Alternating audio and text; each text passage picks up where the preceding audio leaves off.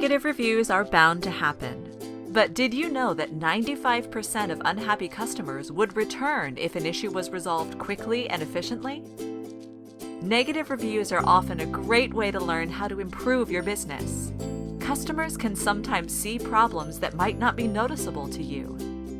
You can often turn an unhappy customer into a fan if you respond quickly and decisively to their feedback.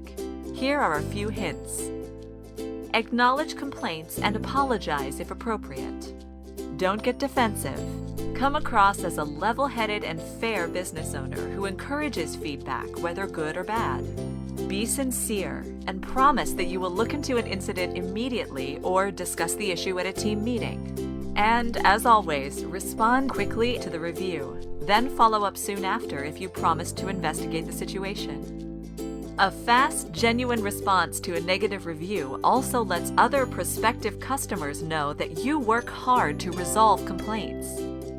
Quickly showing you want to solve problems builds your business's credibility that ultimately attracts new customers.